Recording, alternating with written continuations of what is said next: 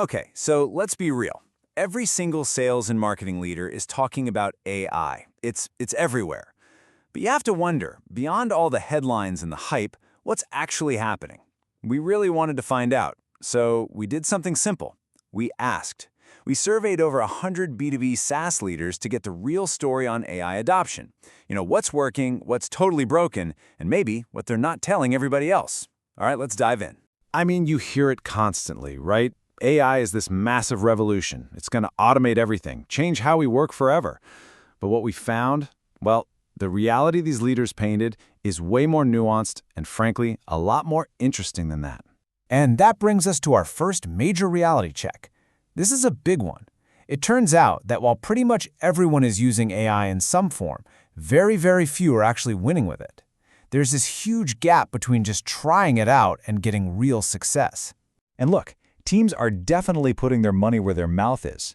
They're buying into the promise of AI, making real investments. The enthusiasm is absolutely there. But the returns? Well, that's where things get a little complicated.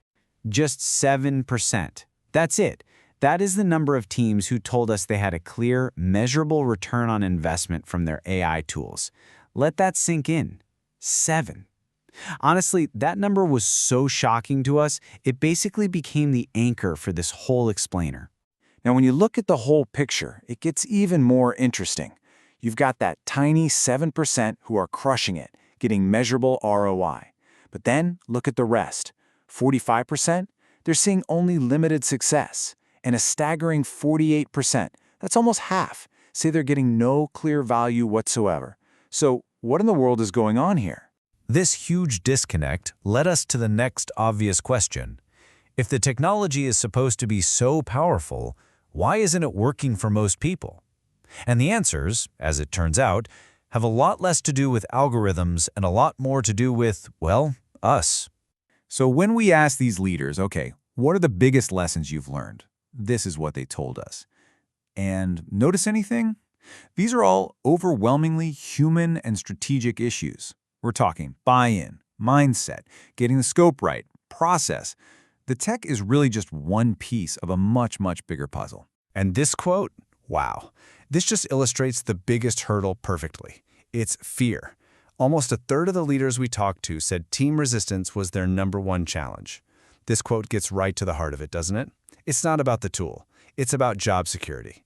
People are worried they're literally training their own replacement. Okay, but it's not just the human element.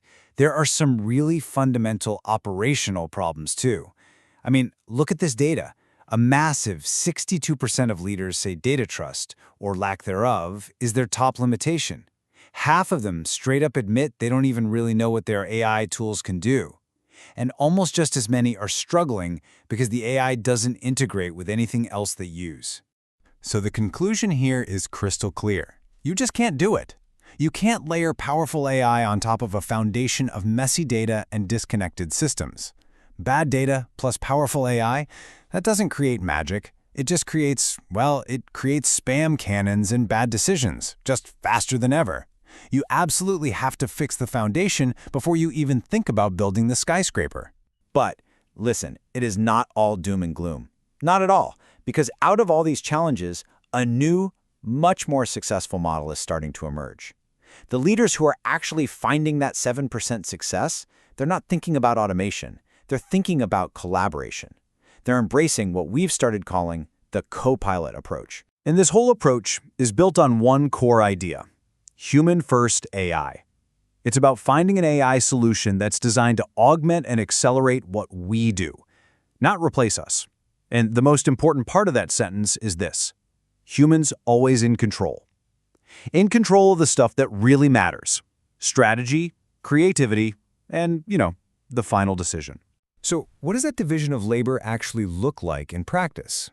Well, the successful teams are giving AI all the predictable, data-heavy stuff. The data analysis, the first drafts, the super repetitive tasks. And they're keeping the nuanced, high-value work for humans. Things like strategy, building customer relationships, and the final creative work that really defines your brand. I love this quote from a director of lifecycle and demand, because it just nails it. The goal is to amplify and accelerate what a human is doing. It's about making your team feel superhuman, not making them feel obsolete. Okay, so knowing all of this, how do you become one of the 7%?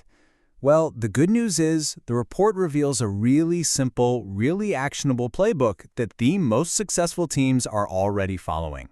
Here it is. It's a simple 4-point formula. First, and this is huge, don't try to AI everything at once. Start with one specific problem. Second, fix your data. I'm telling you, it's non-negotiable. And then third and fourth, you just apply that Copilot model we talked about. Let AI handle the predictable grunt work so your team can focus on the nuanced, important work that actually wins deals and builds relationships. And that brings us all the way back to the central question, doesn't it? Based on what these 100 leaders have learned, and believe me, they often learned it the hard way, the answer is becoming really clear. The future isn't about automation replacing people, it's about augmentation.